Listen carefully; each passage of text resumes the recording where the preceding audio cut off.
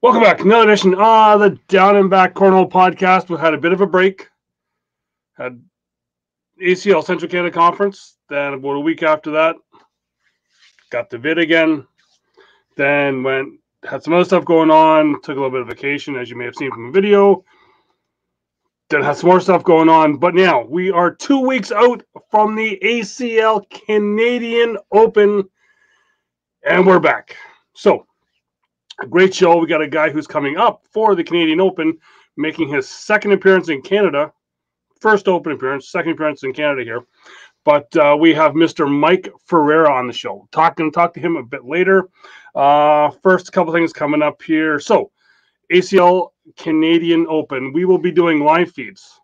Down and Back will be the only people doing live feeds in an official capacity, I guess, for the Canadian Open. So you'll be able to see that on the ACL Canada Facebook page, as well as, I think, on the main network, the ACL TV, the Cornhole TV, which you may have got to see me on Monday night. We did a little bit of a preview. I got to talk about some of the teams.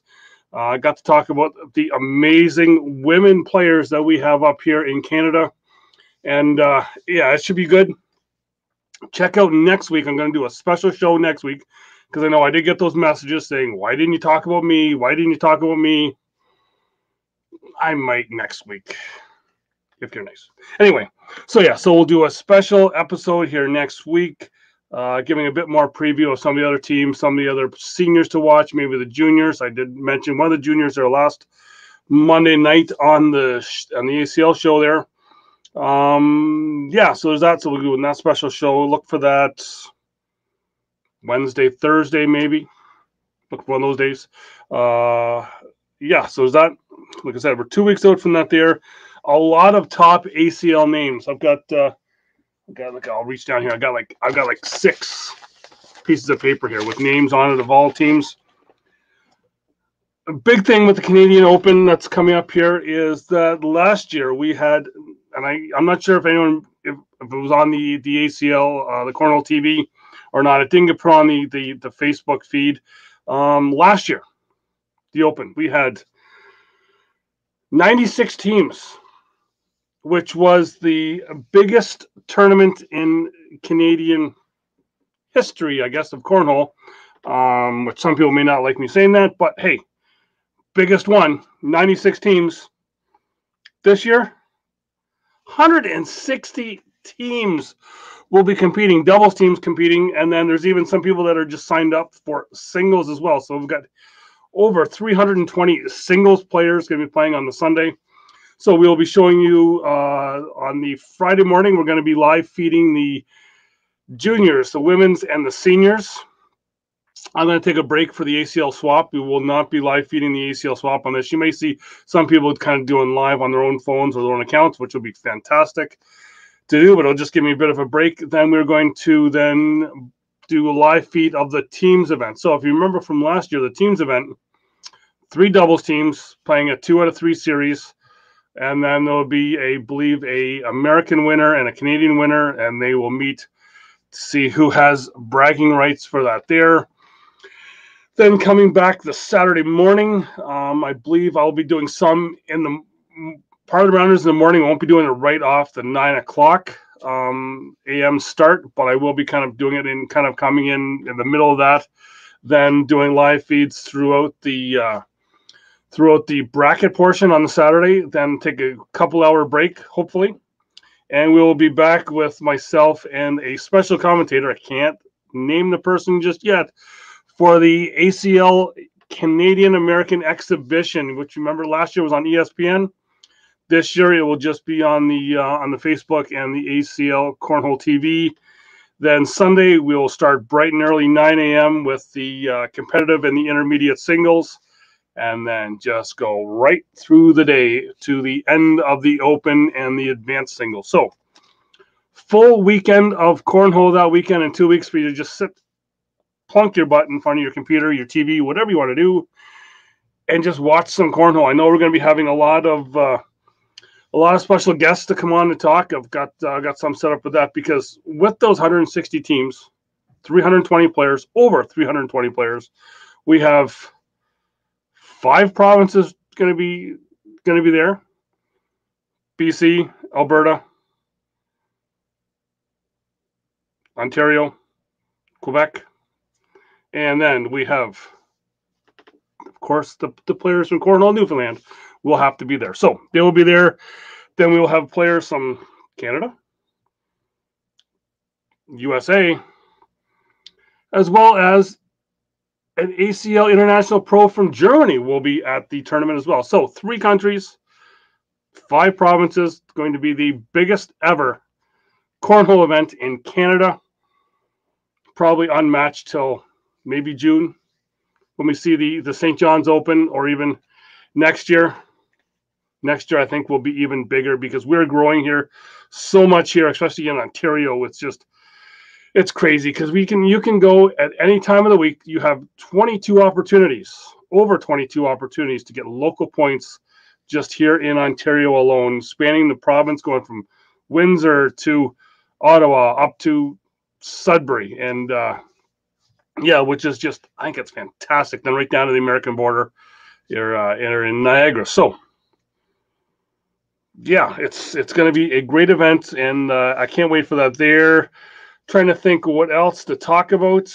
I know one of my sponsors doesn't want me talking about my fantastic finish last night at the KW League night. I actually made it to the A bracket. I went 4-0 in the A bracket. My partner and I, we went 2-0. Then we ran into a guy I will talk about in the next the special podcast, Mr. Craig Raymond. I can't beat the guy. He's a nice guy, but just he's not nice when he plays against me in Cornhole. And then we went down, played in the 3rd place game, got the 3rd place. So I actually podium finished. So if you watch the KW Cornhole Facebook page, you will see this mug, the number 3. So there's that. And then, so I think I've probably kind of rambled on for too much time here. I'm going to talk some more next week about all the other stuff that's coming up. But make sure you're checking out the ACL Canada Facebook page, Instagram page, all the social media, so you'll be able to find out just what's going on. You get to see some stuff about some upcoming players, some player spotlights, some league spotlights, and everything else on the ACL Canada Facebook and Instagram pages. Make sure you give them a like and a follow, as well as give a like and a follow to this show. Become a subscriber here on YouTube. You get a chance to maybe get into get some free local bags. And if you, speaking of local bags, if you got your Terminators yet today, make sure you're getting them. I'm not sure if they're sold out yet or what, but yeah, watch for some special stuff coming up on the show here with local bags. You see it right there, localbagcompany.com. Where's it? Over there? There. And then you see the next one, jccornhole.com. Be nice to Jamie. He had a rough night last night. Go over, check him out. Give him a like on his Facebook page. JC Cornhole. He's got the new logo. Check out the new logo. Give him a like and a follow. Then, as always, we're in the Edmonton, Alberta area. Check out Sierra Property Inspections. Check out sierrahome.com. Talk with Darren. He will help you with anything you need to do to help store your cornhole boards or your whatever you need to do. Darren will help you out. And remember, portion of those of what you pay to have his services will go back to a children's cancer hospice in the Edmonton area. So you cannot go wrong because he will help you out with anything for storing your boards, where to properly store your boards. And speaking of storing stuff, you may have seen it on one of the Facebook videos.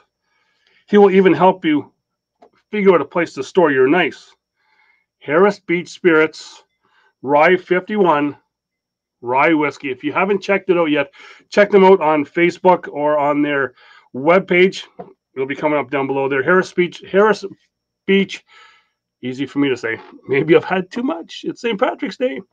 HarrisBeachSpirits.com. Check them out. Give Josh a like and a share of his Facebook stuff. Great guy. It's you see it, this one here. It's not open yet because I've got another one that's probably down to about there or so. But yeah, this one doesn't need to be open yet. But maybe I'll talk to Josh. Maybe we can, if you're at the Open in Niagara, maybe we can if you find which hotel I'm in, maybe we'll have a little bit of a taste test. Want to show up at the hotel and we'll have some fun with that there, and you get to taste some awesome rye whiskey. HarrisBeachSpirits.com. I've got to get used to saying that now. But yeah, so is that in. So without further ado, check out the man from Florida. We get to talk about his time in Canada before, how he's doing down in Florida, some of his league stuff that he plays in down there and runs.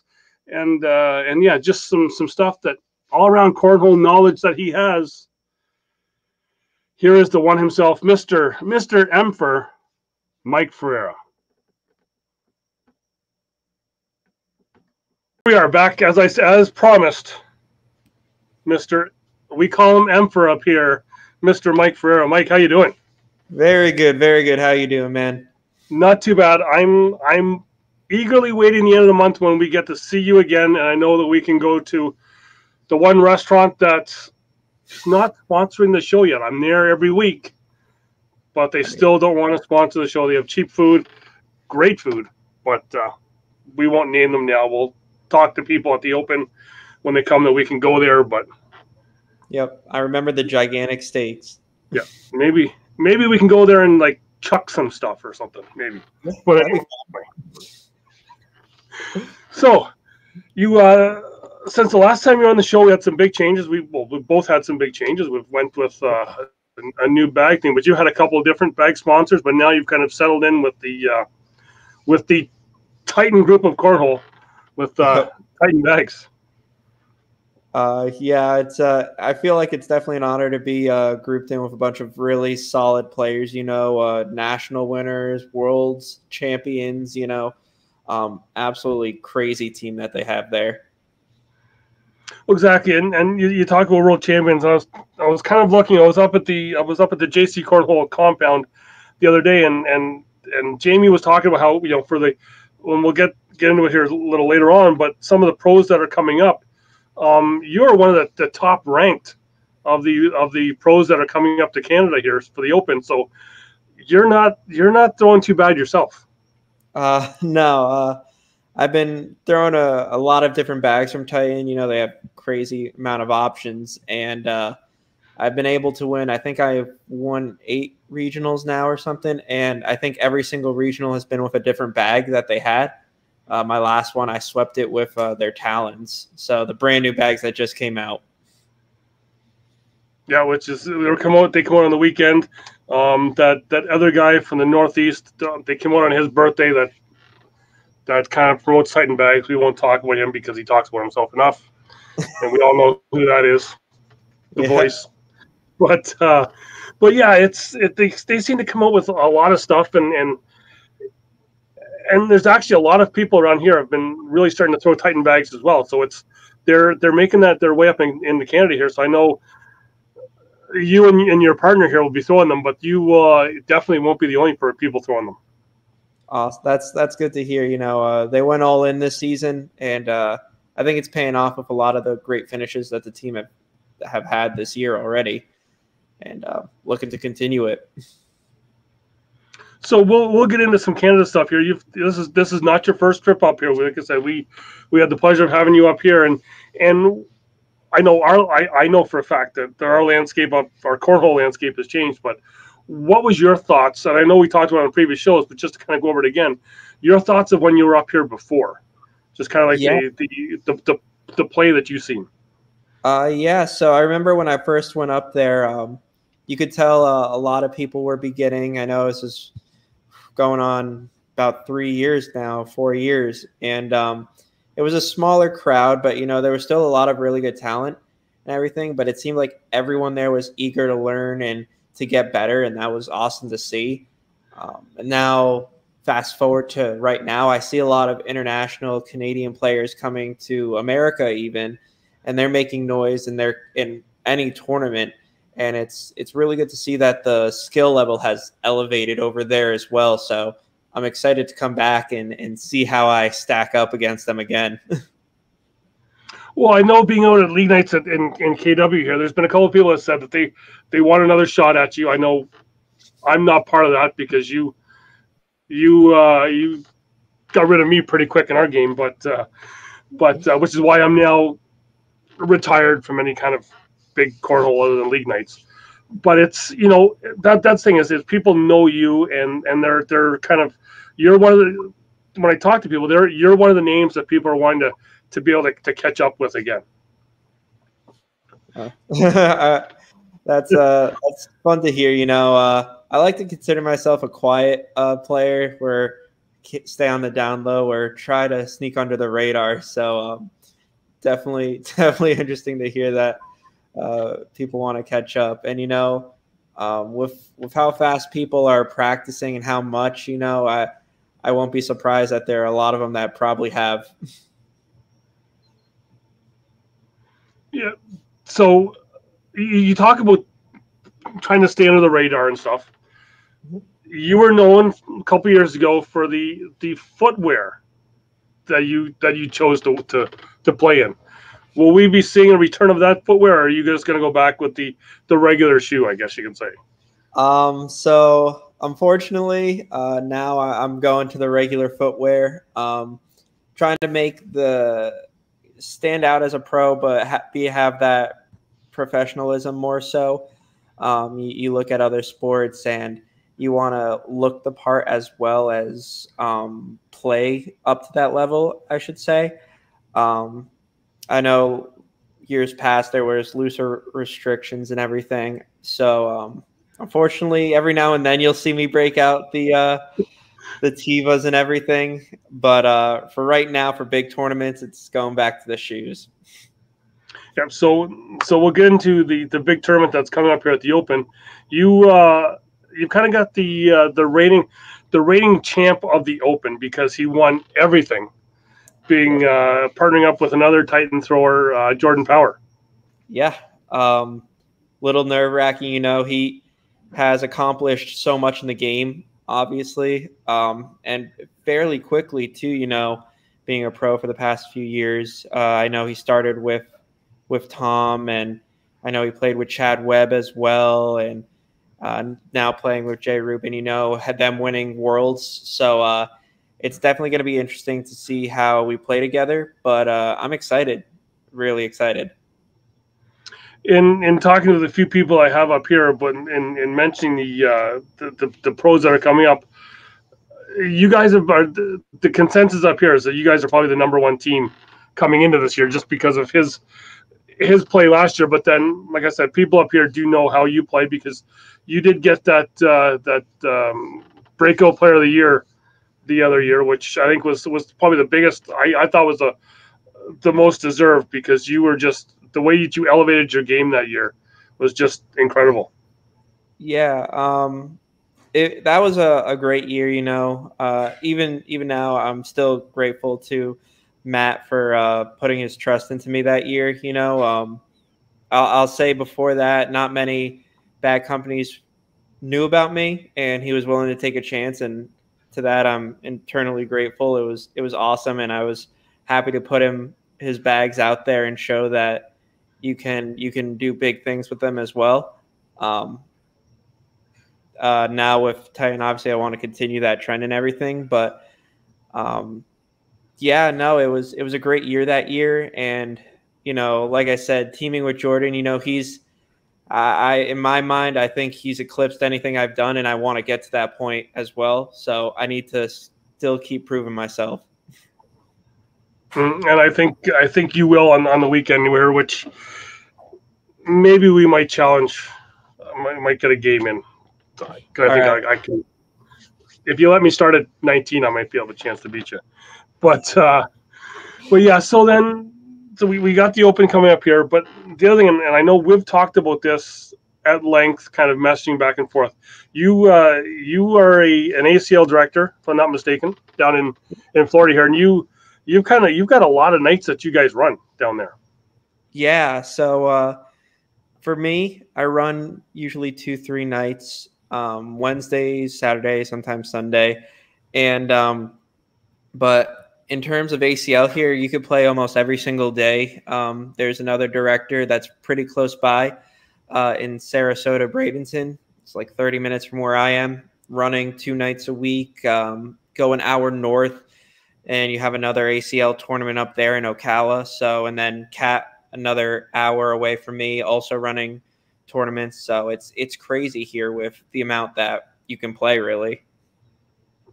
Yeah, I think we are starting to rival you because I was looking at the ACL leagues that are within here in Ontario, and I think we have like 22 league nights that you had opportunities to play in an ACL league just here in Ontario alone each week. So it's I think we're starting to rival you, just not with the numbers. I think, but we've also talked about that is the way that you guys are able to attract players to your league nights or even just your tournaments, because we're still kind of fighting the, I don't want to say the cornhole stigma or whatever, but just you guys have the more opportunity to get payouts and stuff like that.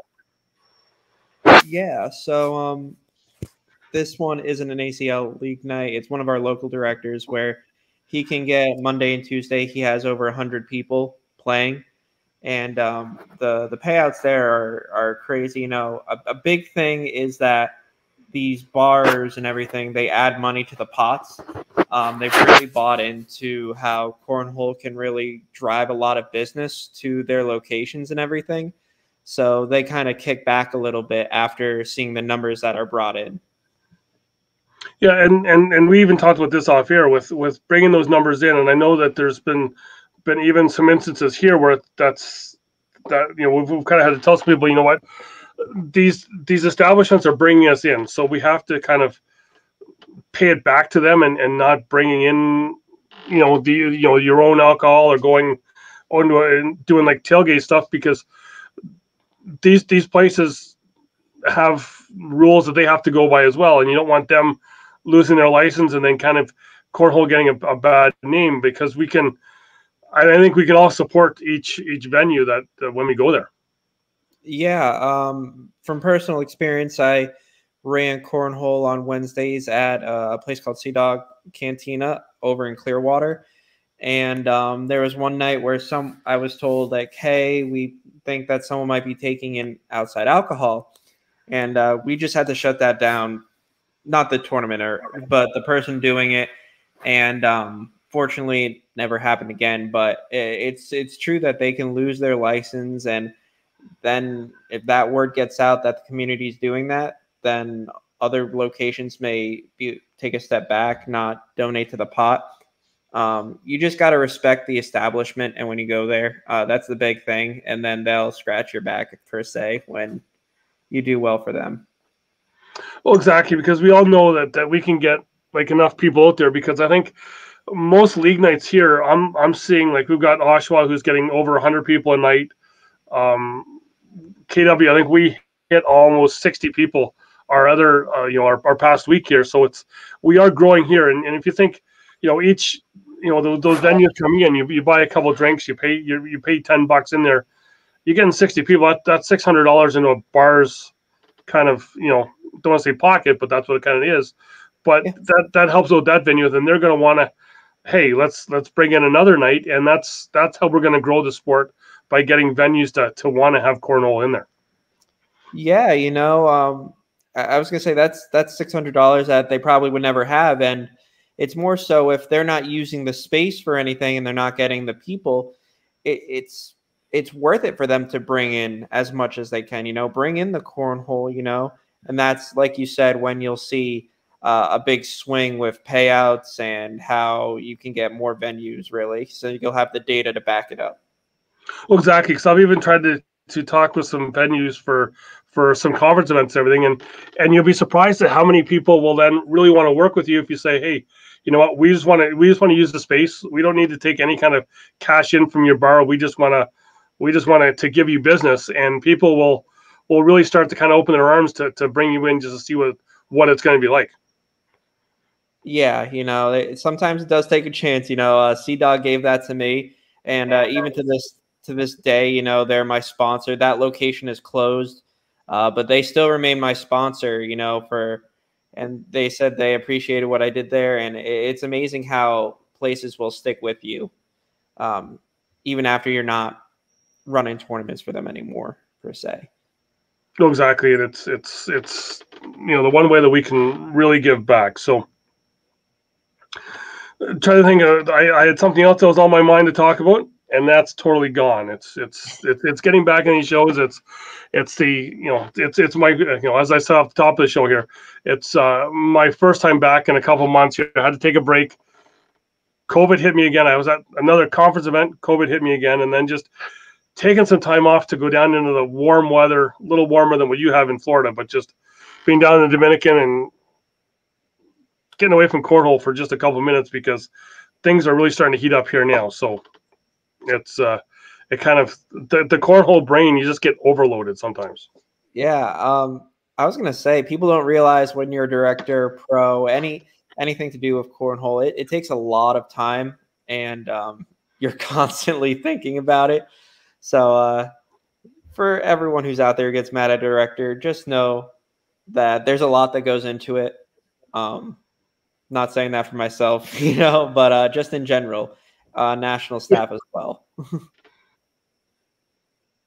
Well, and that's the thing is people think, and we've kind of had that up here a bit with people thinking that you have league nights and it's that it should be 100%. We'll go back to the payouts, but it should be 100% payout all the time because the director or the person that's running the league is all they're doing is just bringing in boards that they already have, and they're not really have to do much for it. Well, I think you can attest. There's a whole lot more than just showing up with boards. There's work ahead of that. Yeah, so like showing up with boards, for me, it's like I bought a bunch of new boards, for tournaments, which costs, you buy the tablets and everything. But there are also fees that go into tournaments, like the venue, some places that I've held tournaments don't have really speaker systems, so you have to invest into that as well. It's more than just bringing boards, and obviously your time, time is money as well. I can say that I usually try to keep my tournaments around 80 to 85% payout. And I try to make it so the fees and everything that I have to do are covered within the 15% that are taken out. And and that's how it is. So it's, if you have a sponsor to put up the money, by all means do 100% payout, but it is a lot more than just setting up boards. I'll be there for 7 hours a day running it and setting up, tearing down. So it's a good amount of time. Yeah, and and then you've got to figure out your Facebook posts afterwards with all of your winners and all of their stuff, and it's a lot more time than I think than people realize. It's just everyone just kind of wants that money to come back to them, and I don't think and I've talked to some other people about this. There's only a really small percentage of people right now that are getting rich off of playing cornhole. You're not gonna make your livelihood winning a league night every night of the week. Yeah, no, that's I can say from personal experience, I wouldn't quit my day job just yet. I think the sport with more time will develop into a game, into a league that you can do it full time. Now, don't get me wrong, there are players such as Matt Guy, Mark Richards, Ryan Windsor, a lot of names that have been around forever, like Jamie Graham, and they can make their livelihood off of it, But I would say for 99% of the league, it's extremely difficult to. I'm lucky enough to say that for me, I don't lose money in the game, but I don't make enough to have it as my full-time job. I still work every week, 40 hours. So yeah. Well, and then that's the thing is then you've still got your regular job. You've got to everyone's like, oh, you got to practice 4 hours a day or more, and it's you have to still have time for another life. But and we were talking about this off air, just the travel costs of going to tournaments all the time, especially traveling pro, right? Because I'd even talked to someone else who came up to the Open last year from the States, and I said, I didn't see your name on the list, and he's like, you know what? I can't afford to travel anymore because you're going to events 2-3 events a month, staying in a hotel, or you rather travel, and it gets to be where it's just too much. Yeah, it's definitely a lot. You know, there's 16 open events, I believe, just in the States. You got the 8 international ones, and then you have 2 in Canada. Well, technically that's international as well. And if you want to go to even a few of them, if you're a pro, and plus the 5 extra nationals/worlds, you're looking at least $1,000 per event. And that's just for flights and hotel, never mind food, vehicles like Uber if you get a rental car, entertainment. There's a lot more. Specifically for me, we have pets, so we have to pay someone to watch them. You know, we can't just leave them here. So it adds up in many different ways for sure. And well, yeah, PTO. and like I said, it's for the casual fan. It just sees, oh, you know, they're on TV, or you know, they see them on Facebook or whatever. They're getting all this stuff, but it's still for as much as, you know, there's the big payouts that are there. Those big payouts aren't going out to the full field. It's those ones that you just see winning, you know, constantly that are making the money. There's those other ones that are still kind of, you know, beating the pavement, trying to make it there. Yeah, and for those big winners, you know, you'll see them win $5,000. People forget that everything that we win is also taxed too. So you have to win quite a lot to really make it worth it. I know everyone pays taxes, or at least I hope everyone who's watching this pays their taxes. Well, that's why it's better to win events in Canada, because we don't pay taxes on it yet. And if anyone from the government's watching, maybe we can not. Maybe that might be best, but yeah. It's so that's kind of the thing, right? It's people forget about that whole other side. They just see the big number with the couple of people, and it's like, oh well, you know, we can go and do that too, and I can make all this money. Well, it's not we're not at the place that golf is yet, where like the 300th place golfer is still making, you know, some good cash. Yeah, and like I went to an open last season, or I should say the last 2 seasons I played, I was 12th overall in the standings for pro. Last season I was around mid 40s, and I made it deep in a lot of opens, and it's good for I would say like a side gig for right now. Granted, I'm also not in the top 1%, but it definitely is moving in the right direction. You see that payouts are getting larger, the fields are getting larger, and just more eyes are on the game than ever. So I'm really interested to see what happens 3, 4, 5 years down the line. I could see the numbers bolstering quite a lot. Oh, for sure. And like I said, well, I've seen that here where we had like the same people winning all the time, but now there's those other people that win, because it's, you know, there's always someone there ready to take your place. It seems like they're getting younger and younger, and pretty soon we'll have the kindergarten kids playing against us and beating us all.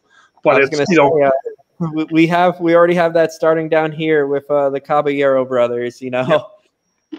So I saw that Easton Caballero up in Jacksonville. He's playing intermediate. I think he won his regional today. So and then I had Rosie on, and the streaker kids are wanting to get involved now, so you're going to be having them as well. Yep. So yeah, it's crazy. Yeah.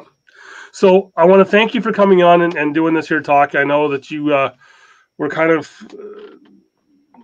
you've had a busy weekend. We're doing this here a little earlier than Friday, but get some rest, and we will see you up here in Niagara Falls, and maybe you may come on and sit on a live feed for a bit and talk some cornhole on a live feed. Yeah, that'd be fine with me. That'd be fun. And maybe, and like I said, maybe if you give me those 19 or maybe 20 points, I might have a shot of maybe getting 1 point on you. Who knows? All right. We'll get that game going for sure. We'll try. Yeah. We'll maybe broadcast it, maybe not. We'll see how that goes. But again, thank you for doing this, and we will see you in a few weeks. Yeah. Awesome.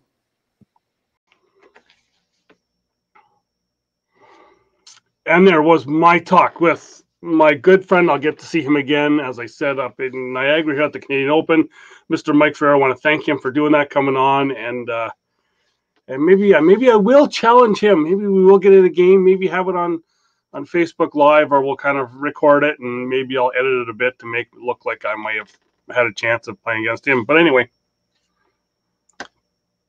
happy to see him up at the Open. So that's it for the show this week. Like I said, we'll have something special coming up, talking about some more of the 320 plus competitors that are coming up to the Open in Niagara Falls. The first one, remember, we're gonna have number 2 in St. John's, which be ready for that there registration, because that'll be a time. That will be a time. There will be, I think, a lot of this will be consumed in Newfoundland that weekend in June, and it will be a fun time. So, remember, like, share, and subscribe on YouTube here. Give a like and a follow. I think we're about 40 followers away from 1,000 on Facebook for the show. Down and Back Cornhole Podcast on Facebook. Give that a like and a follow on there, as well as I said on here. Give that thumbs up and a subscribe on here. Share it. Let everyone in the cornhole world know that this is the #1 Canadian cornhole podcast, and the place where you will find all info about what's going on with ACL Canada when stuff is coming up, or anything. I know some people are headed this weekend to Delhi, and they are one of their first big tournaments, and they are sold out like every other cornhole tournament in Ontario and Canada. For the ACL, it's sold out. Everyone is just grabbing points everywhere. Remember, give the subscribers a like, share, and follow on Facebook, being jccornhole.com, JC Cornhole, local bags on Facebook, or even go to their website and get a set of those new Terminators. They're good. Yep. And then, as well as Harris, like I said, harrisbeachspirits.com, or go to see them, Harris Beach Spirits on Facebook. Give them a like and a follow and a share of their stuff, because their content only isn't good. This is as well. So with that, we will check you out here next week. Here you will see we'll have a show and a special show, 2 shows. Yeah. And just have some fun playing cornhole wherever you are. Good luck if you are playing in any tournament, anywhere. And make sure if you're playing ACL tournaments, because if you're not playing ACL Canada, are you really playing?